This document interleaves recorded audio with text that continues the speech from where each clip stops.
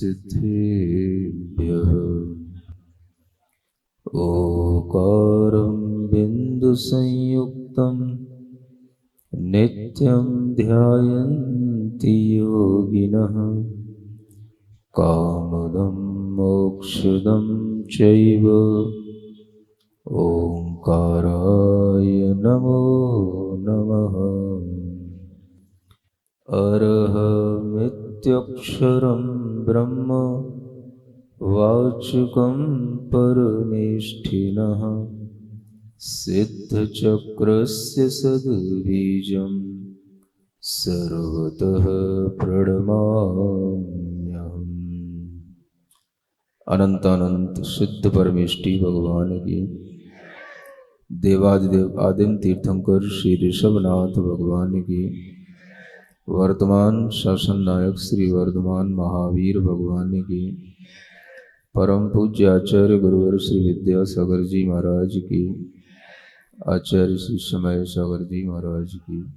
नित्यं तदेवेदमिति प्रतीतेर्न नित्यमन्यत् प्रतिपत्ति सिद्धे न तद्विरुद्धं बहिरन्तरंग निमित्त नैमित्तिक योग तस्ते। भगवान सुविधिनाथ जिनेन्द्र की स्तुति करते हुए आचार्य सुमंत भद्र महाराज हमें कुछ तत्व ज्ञान देते हैं जो भगवान की वाणी से निस्सरित हुआ है। आचार्य कहते हैं कि हे भगवान, आपने जो जीव आदि तत्वों का स्वभाव बताया है वह स्वभाव अनेक रूपों में दिखाई देता है और यह सभी के प्रत्यक्ष ज्ञान में आता है कि वह स्वभाव जैसा कल आपको बताया था अस्ति रूप भी है, नास्ति रूप भी है। आज उसी बात को आगे बढ़ाते हुए आचार्य कहते हैं नित्यम तदेवेद मितम प्रतीत है तद एव इदम, वह यही है। इस प्रकार की जो प्रतीति होती है यह प्रतीति उस वस्तु के नित्य स्वभाव को बताती है।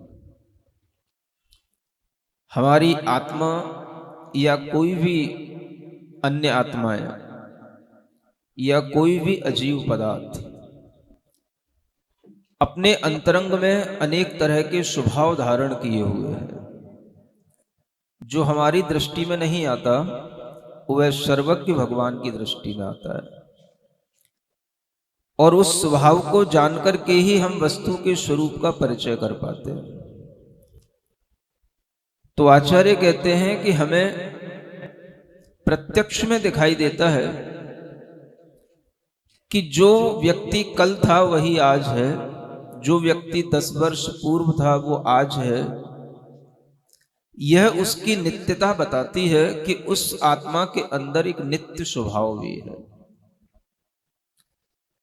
चीजें वही हैं जो हम देखते हैं, जानते हैं, लेकिन हमें पता नहीं होता कि ये कहां से चलती हैं।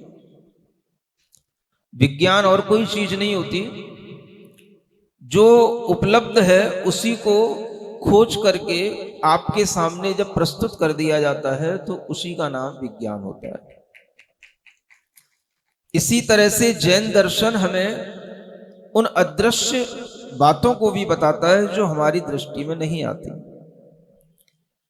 हमारी आत्मा का नित्य स्वभाव भी है और अनित्य स्वभाव भी है। हमारी जो भी पर्यायें हमें दिखाई देती हैं उन पर्यायों का भी हमें इसी तरह का स्वभाव दिखाई देता है और हम इसी स्वभाव के माध्यम से हर वस्तु के साथ व्यवहार करते हैं और अपना व्यवहार भी चलाते हैं। तो नित्य स्वभाव को समझने के लिए आचार्य कहते हैं इतना ही पर्याप्त है कि जब हम ये महसूस करते हैं ये वही लोग हैं जो 4 दिन पहले यहां पर 10 दिन पहले यहां पर नारियल चढ़ाने आए थे वही आज आए। वो लोग कहीं के भी हो सकते हैं, नोएडा के भी हो सकते हैं, कृष्णा नगर के भी हो सकते हैं, बलवीर नगर के भी हो सकते हैं, गाजियाबाद के भी हो सकते हैं, कोई भी नगर के हो सकते हैं, प्रीत विहार के भी हो सकते हैं, हाँ ग्रीन पार्क के भी हो सकते हैं। अब यही बोलता रहूंगा, कुछ आगे ही बढ़ूंगा। तो यह वही है जो हमें इस तरह की अपने दिमाग में एक कॉम्बिनेशन के साथ में जो हमारा ज्ञान काम करता है। आज हमने आपको प्रत्यक्ष देखा, 4 दिन पहले या 4 साल पहले भी आपको देखा था, और वो 4 साल पहले जो ज्ञान था वो आज स्मृति के रूप में आपके सामने आते हुए आपकी प्रत्यक्षता से वो जुड़ गया। तो इसको प्रत्यवी ज्ञान कहा जाता है। और इस प्रत्यवी ज्ञान के माध्यम से वस्तु के नित्य स्वभाव को बताया जाता है। जो वस्तु पहले थी आज उसको पुनः देखने पर आपको याद आ जाए, हाँ यह वही है जिन्होंने पहले भी निवेदन किया था, यह वही है जो पहले भी हमसे इस प्रकार से अपनी भावना रख चुके थे। इस ज्ञान को प्रत्यवी ज्ञान कहते हैं। और इस प्रत्यवी ज्ञान के माध्यम से ही वस्तु के नित्य स्वभाव का ज्ञान होता है, क्योंकि नित्य है तभी यह वही है इस तरह का ज्ञान होगा। अगर अनित्य होता तो फिर यह ज्ञान नहीं होता, यह वही है, वह दूसरा हो चुका होता। तो आचार्य कहते हैं ये प्रतीति होती है, नित्यम तदेवेद मिदम प्रतीते न नित्य मन्यत प्रतिपत्ति सिद्धि। वहीं उस वस्तु को जब हम देखते हैं तो न नित्यम, वह नित्य भी दिखाई नहीं देती, क्योंकि वो अन्यत रूप से उसकी प्रतिपत्ति होती है, अन्य रूप से उसका ज्ञान होता है। वस्तु वही होते हुए भी उसमें कुछ बदलाव आ जाता है, कुछ उसमें अन्यपना भी आ जाता है, वह वही रहते हुए भी कुछ भिन्न हो जाती है।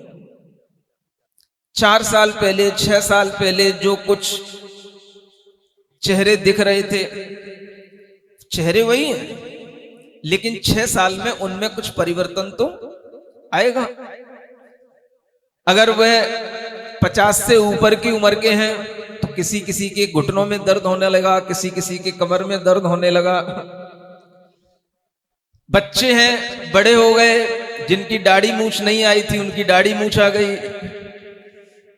ये जो परिवर्तन आता है वह परिवर्तन उसकी अनित्यता को बताता है। सुन रहे हो? देखो वस्तु का स्वभाव कितना इंटरेस्टिंग है और कितना सिंपल है। तो वस्तु नित्य भी है और अनित्य भी है। नित्य इसलिए है कि यह वही है, इसलिए नित्य है, और यह वही होते हुए भी समथिंग चेंज हो गया, तो वो क्या हो गया? ये उसका अनित्य स्वभाव हो गया। यह नित्य और अनित्य स्वभाव भी हमारे शरीर और आत्मा के साथ जुड़ी हुई जो ये पर्याय है मनुष्य की, उसमें चलता रहता है। जब इस स्वभाव की हमें जानकारी होती है तो हमें इस स्वभाव के माध्यम से भी बहुत ज्ञान होता है, और ज्ञान के माध्यम से भी हमारे अंदर बहुत धैर्य आता है, बल आता है।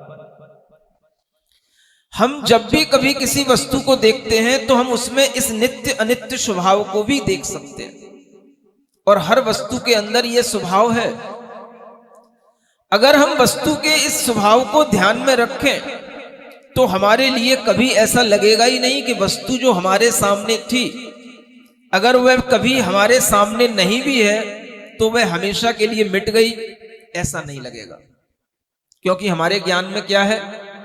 वस्तु कभी भी मिटती नहीं है। उसका जो अनित्य स्वभाव है वह अनित्य स्वभाव हमारे सामने कुछ समय के लिए हट सकता है, और उस वस्तु की जो परिणति है वह परिणति उस जिस पर्याय के साथ है वो पर्याय हमारे सामने से कुछ समय के लिए हट सकती है, लेकिन वस्तु कभी भी मिट नहीं सकती। यह नित्य और अनित्य स्वभाव ये वस्तु के अंदर रहता है, हर पदार्थ के अंदर है, और हर पदार्थ के अंदर अगर हम ये अपने दोनों पॉइंट ऑफ व्यू अपने ध्यान में रखेंगे, एटर्नल और पेरिशेबल, ये नित्य और अनित्य स्वभाव, ये दोनों अगर हमारे ध्यान में रहेंगे तो हमें किसी के भी वियोग हो जाने पर, किसी के भी मरण हो जाने पर हमारे लिए इतना शौक नहीं होगा कि हम भी उस शौक के कारण से गिर पड़े। ये सुरक्षा कवच आपको ज्ञान से मिलेगा। वस्तु का स्वभाव है, आज हमें जो दिखाई दे रहा है वह उस रूप में दिखाई नहीं देता, कभी किसी रूप में भी दिखाई नहीं देता, यह उसका अनित्य स्वभाव। और यह वस्तु का एक ऐसा परिणमन है, जैसे आपके सामने कोई भी मशीन चलती है तो उस मशीन में जो भी हम चीजें डालते हैं, जैसे वो अपने आप मशीन उन चीजों को उसी रूप में परिणमन कराती चली जाती है, ऐसे ही हर वस्तु में ये स्वभावभूत मशीन फिट है। नित्य स्वभाव, अनित्य स्वभाव, न तद विरुद्धम, ये विरुद्ध भी नहीं है। विरुद्ध लगता है, जो नित्य होगा वो अनित्य कैसे, जो अनित्य है वो नित्य कैसे, ये दो विरोधी बातें एक साथ वस्तु में चलती हैं, ये बड़े आश्चर्य की बात है। जो लोग इस बात को नहीं समझ पाते तो वो कहते हैं वस्तु सर्वथा नित्य है या वस्तु सर्वथा अनित्य है, और जो इस अनेकांत को समझते हैं तो वो कहते हैं वस्तु कथनचित नित्य है और वस्तु कथनचित अनित्य है। ये विरोध नहीं है। न तद विरुद्धम बहिरंत रंग निमित्त नैमित्तिक योग तस्ते। हे भगवान, आपने अपने ज्ञान से जो हमें तत्व ज्ञान दिया, यह तत्व ज्ञान हमारे लिए प्रतीति में आ रहा है और हमें इस पर विश्वास हो रहा है, क्योंकि हमें उसी प्रकार से ये चीजें समझ में आ रही जैसे आपने बताया है। बहिरंग और अंतरंग, निमित्त और नैमित्तिक योग से ये कार्य चलता रहता है। इस कार्य को करने के लिए हमें दो चीजों पर ध्यान देना है, एक बहिरंग कारण और एक अंतरंग कारण। जो बहिरंग कारण है वो निमित्त है और अंतरंग कारण है वो नैमित्तिक है। इसी नैमित्तिक को हम उपादान कारण कहते हैं। कोई भी कार्य होता है तो उसके पीछे दो कारण अवश्य मिलते हैं, जिसे हम एक एक्सटर्नल कॉज कह सकते हैं, एक इंटरनल कॉज कह सकते हैं। अगर आपके अंदर ये स्वभाव नहीं होगा तो आपके अंदर इस तरह का कार्य भी उत्पन्न नहीं होगा, और आपके अंदर ये कार्य अगर दिखाई दे रहा है तो आचार्य कहते हैं दोनों कारणों से कार्य होता है। कार्य तो एक पर्याय के रूप में है। कारण हमारे सामने बहिरंग रूप में भी है और अंतरंग रूप में भी है। जो बहिरंग कारण है वो हमारे लिए सहकारी कारण होते हैं, और जो अंतरंग कारण है वह नैमित्तिक कहलाता है। नैमित्तिक का मतलब होता है निमित्त के माध्यम से जिसमें कार्य घटित हो रहा हो उसको नैमित्तिक कारण कहते हैं। कोई भी कार्य होता है, न्याय में, दर्शन शास्त्रों में सबसे पहले उदाहरण घड़े का आता है। घट बनाओ, क्या बनाओ? घट देखा है आपने? बोलो तो। घट नहीं दिखता। अब फ्रिज के जमाने में घट कहां दिखेगा? ध्यान रखना, फ्रिज का पानी पीने वालों, इतनी जल्दी बीमारियां तुमको घेरेंगी कि समय से पहले तुम अनेक रोगों के शिकार हो जाओगे। जो व्यक्ति ठंडा पानी पीता है, ठंडी हवा में ज्यादा बैठता है, उसको वात रोग होते हैं, और वात रोग होने पर आपका दिमाग भी अस्थिर होगा, आपका शरीर भी अस्थिर होगा। घुटनों के दर्द, पेट की बीमारियां, दिमाग में बेचैनी होना, अस्थिरता आना, कभी नींद ज्यादा आना, कभी कम आना, ये सब वात रोग के लक्षण होते हैं।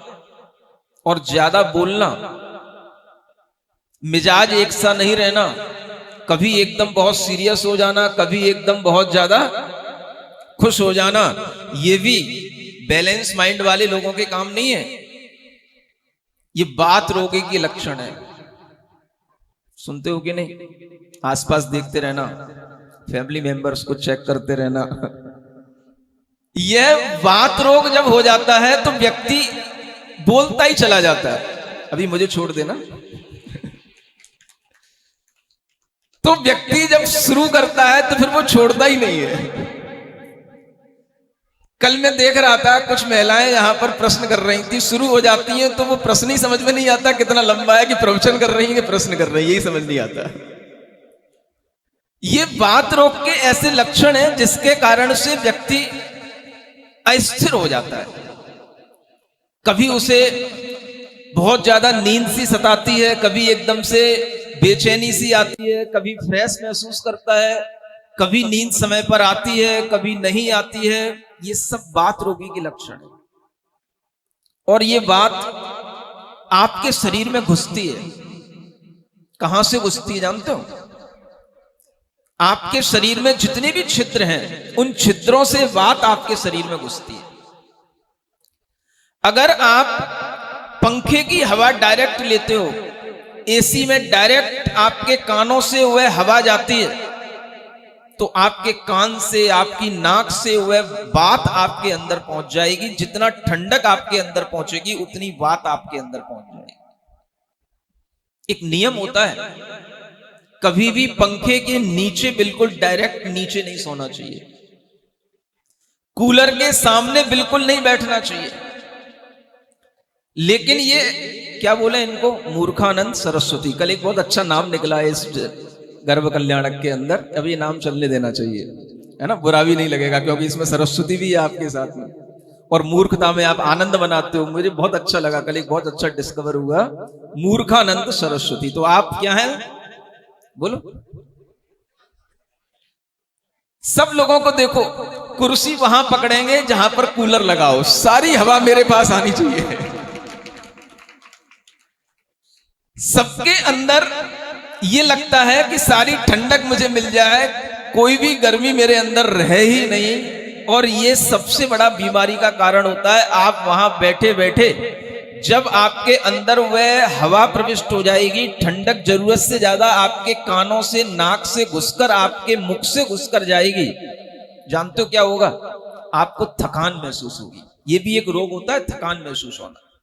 हमने खा लिया, पी लिया, कोई काम भी नहीं किया, फिर भी थके थके से नजर आ रहे हैं। ये थकान कहां से आ गई भाई? कुछ काम तो किया ही नहीं, खाए पिए पड़े हो और थक भी रहे हो। कुछ भी काम करने को कहो तो एक्टिविटी कुछ दिखाई नहीं देती, कुछ भी एनर्जी दिखाई नहीं देती, उत्साह दिखाई नहीं देता। हाँ सोच लेंगे, चलो चलो जन्म कल्याणक हो रहा है, हाँ चले जाओ हम आ जाएंगे। सोचते सोचते 10 बज गई, हो गया जन्म कल्याणक।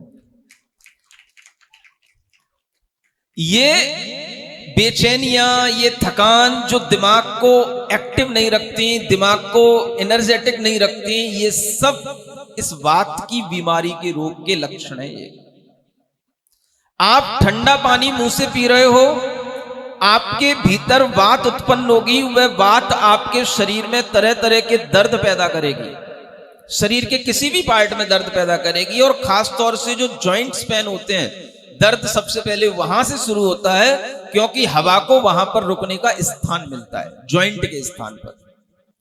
इसलिए सबसे ज्यादा घुटनों के, कमर के, गर्दन के ये दर्द शुरू होते हैं, क्योंकि ये वो जॉइंट पेन होते हैं और ये वात के कारण से होते हैं। आपको पता नहीं, हम अच्छे वाले बैठे थे, रात को सोए थे बढ़िया कूलर की हवा में, सुबह उठे तो पूरी गर्दन अकड़ गई, पूरा दर्द हो रहा है, न जाने क्या हो गया।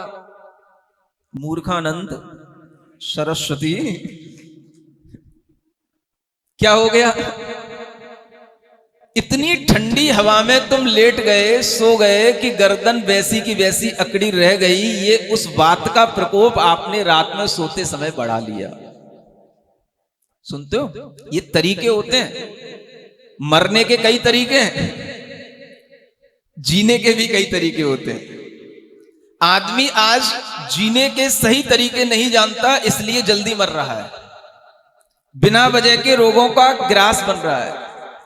और उनमें ये सबसे बड़ी बीमारियां आती हैं तो इसी कारण से आती हैं। एसी में, ठंडी में ज्यादा बैठना आपको थकान देने वाला होता है, आपके अंदर वात रोग उत्पन्न करने वाला होता है।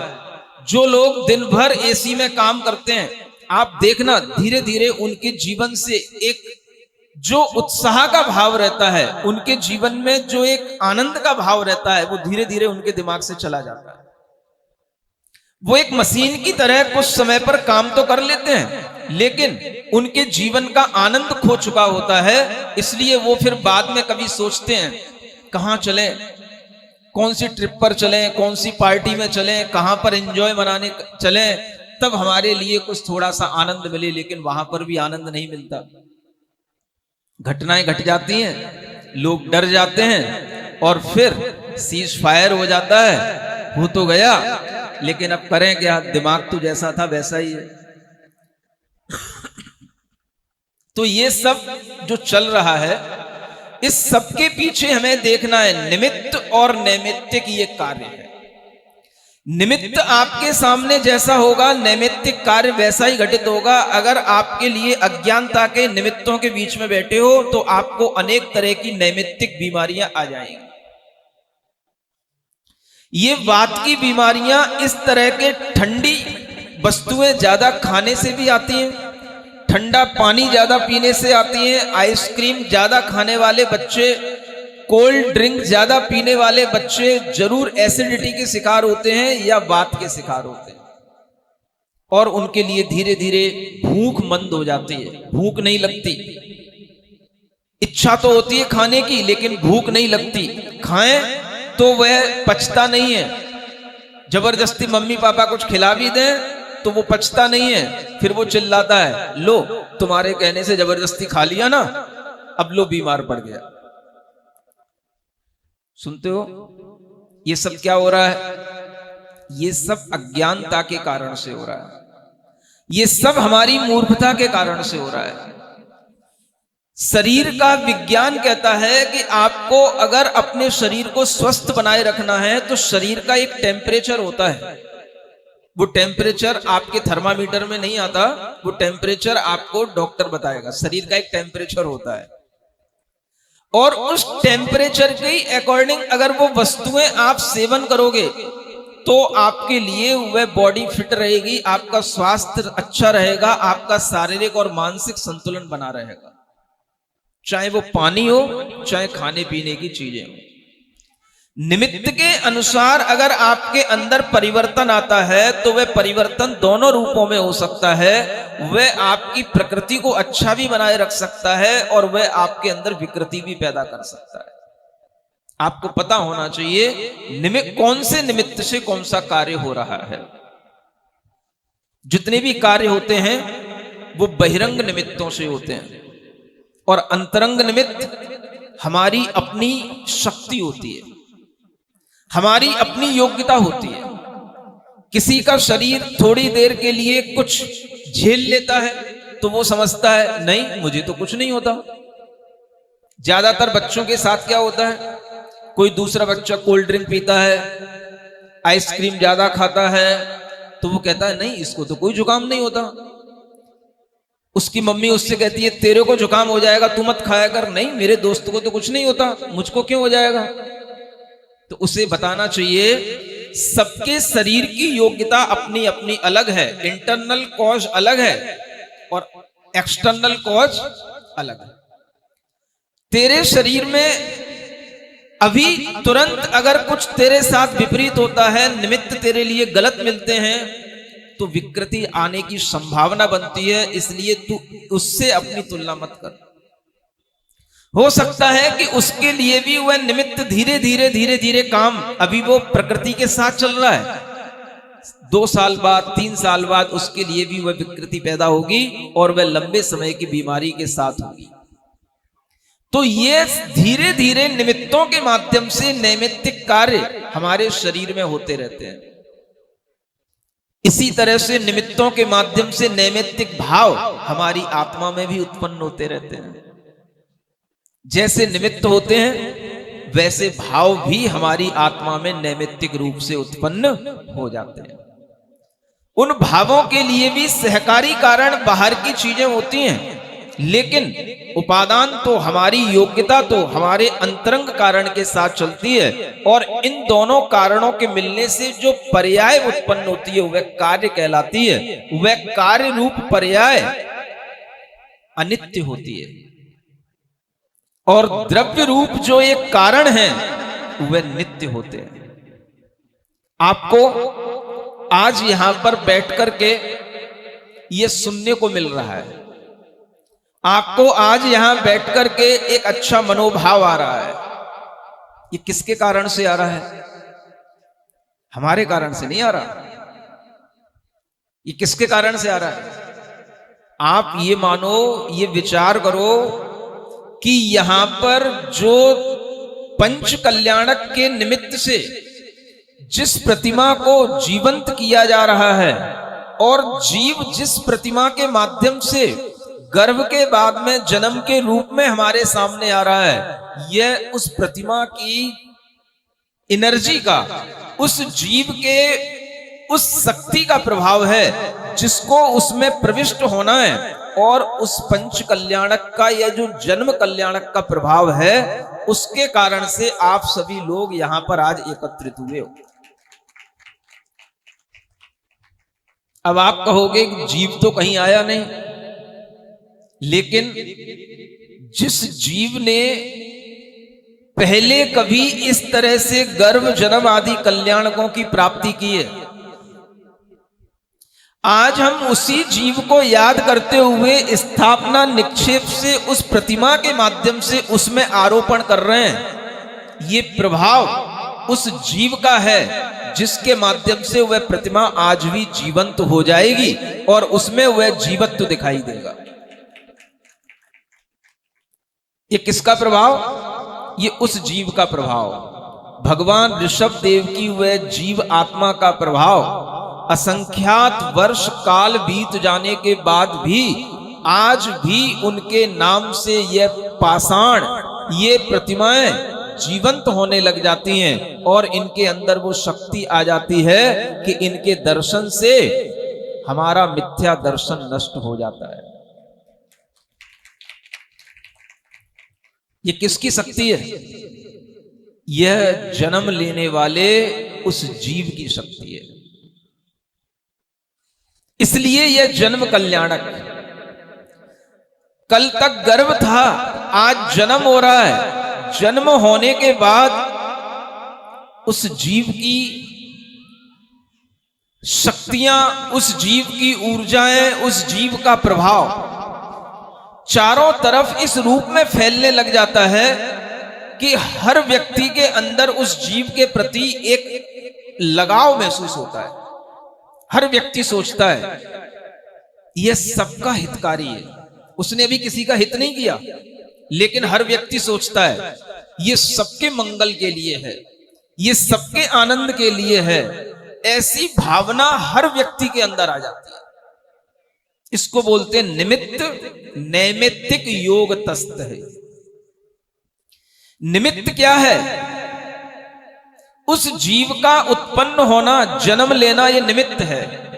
और तीन लोक के अंदर जिस क्षण जीव का जन्म होता है, उस क्षण तीन लोक में एक क्षण के लिए शांति उत्पन्न हो जाना, यह नैमित्तिक कार्य है। यह बहुत बड़ा कार्य है उस जीव के माध्यम से होने वाला। कितनी बड़ी बात है। मनुष्यों को क्षण के लिए शांति मिल जाए, संभव है।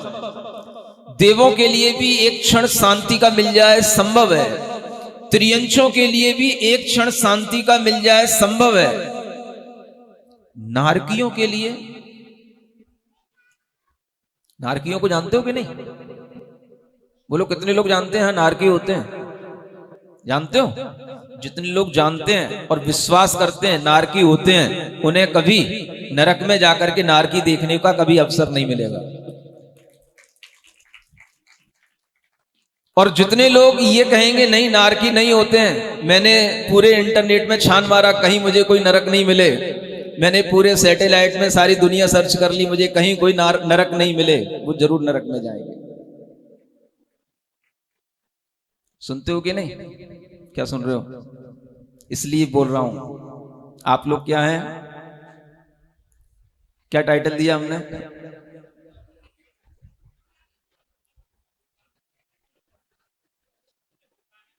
क्या बोल रहे?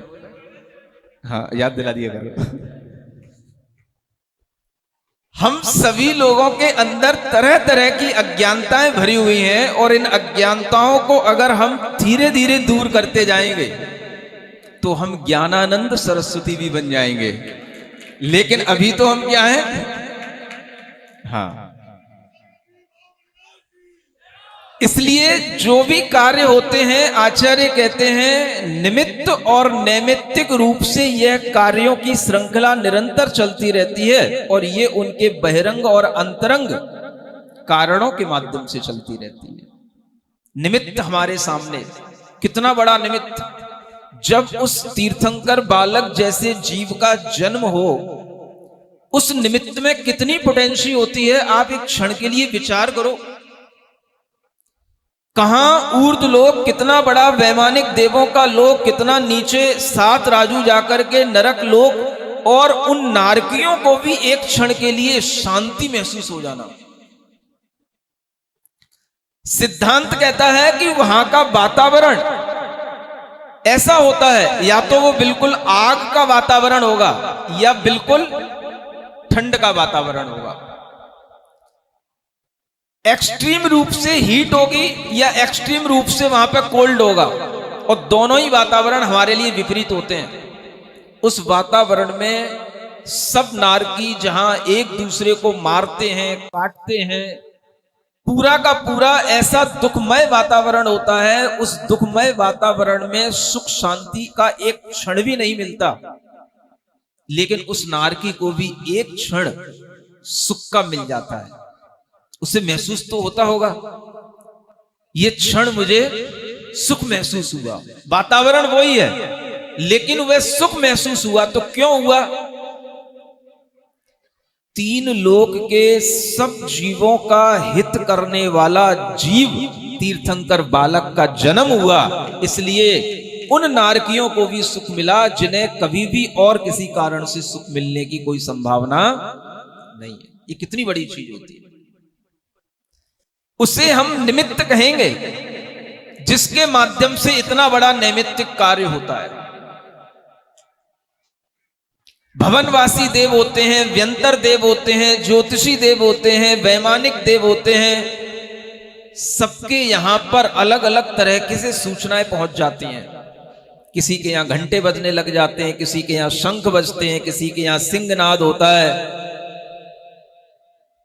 ये सब अपने आप होने लग जाता है जैसे ही उस तीर्थंकर बालक का जन्म होता है, और सभी देव लोग अपने आप इस तरह की अपने अपने स्थानों में जब ये घटनाएं देख लेते हैं, ये क्या हो रहा है, ये अपने आप घंटे क्यों बजने लगे, अपने आप ये शंखनाद कहां से होने लगा, ये सिंहनाद कहां से हो रहा है, सोच लेते हैं हाँ जरूर कोई ना कोई महाविभूति का जन्म हुआ है। और तुरंत उनके लिए आदेश आता है सौधर्मेंद्र का, कहां बैठे हो, चलो सब उधर। कहां? सब अयोध्या पहुंचो। जो अयोध्या अभी गाजियाबाद में बनी हुई है, उस अयोध्या में पहुंचो और वहां जाकर के भगवान का जन्म कल्याणक मनाओ।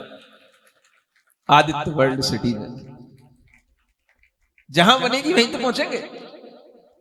तो वे सारे देव अपने आप इस तरह से योजना बना करके, सेना लेकर के जन्म उत्सव मनाने पहुंच जाते हैं। घर परिवार के लोगों को तो कुछ पता ही नहीं होता है हो क्या रहा है। उन्होंने तो किसी को फोन ही नहीं किया, फोन करने का भी टाइम नहीं मिल पाया कि देख तो पाए, पहले समझ तो लें क्या हुआ, कौन हुआ और होने के बाद में कैसा हुआ। इतनी देर में तो वहां सारी की सारी देवों की सेना आके खड़ी हो गई। तो माता पिता को तो फोन भी करने का टाइम नहीं मिला। वो फोन सब किसने लगा दिए? वो सब उसी बालक ने लगा दिए जो अभी अभी जन्म लेकर के इस जमीन पर आया है, और उसने आते ही जमीन को हिला दिया। सुनते हो? इसलिए शास्त्रों में लिखा रहता है तीर्थंकर नाम कर्म जो होता है, ये कर्म है, ये कर्म का प्रभाव है। तीर्थंकर नाम कर्म की प्रकृति 3 लोक में क्षोभ उत्पन्न कर देती है। क्या उत्पन्न कर देती है? क्षोभ। क्षोभ जानते हो? हाँ, एक क्षोभ का वातावरण। अब लोग जब इस लाइन को पढ़ते हैं तो वो समझते हैं क्षोभ तो बहुत गलत चीज है। क्षोभ तो वो होता है जैसे अभी पाकिस्तान ने कर दिया इंडिया पर, ये जो भारत पाकिस्तान के बीच में होने लगा, ये क्षोभ हो जाता है। इससे भी बढ़कर के क्षोभ का मतलब हर आदमी का दिमाग हिल जाए, हर आदमी का चिंतन और कहीं ना जाए, उसी के बारे में सोचे, इसका नाम है क्षोभ। और ऐसा क्षोभ वह जीव उत्पन्न कर देता है जिसके कारण से हर व्यक्ति उसके बारे में सोचने लग जाता है, यहां क्या हो रहा है, आकाश ये देवों से क्यों भरा पड़ा है, इस अयोध्या में ऐसा क्या अनोखा हो रहा है। तो लोग चर्चा करने लग जाते हैं, एक जीव का जन्म हुआ है, एक तीर्थंकर बालक का जन्म हुआ है, जिसका नाम आज सुमेरु पर्वत पर स्वयं सौदर में इंद्र रखेगा।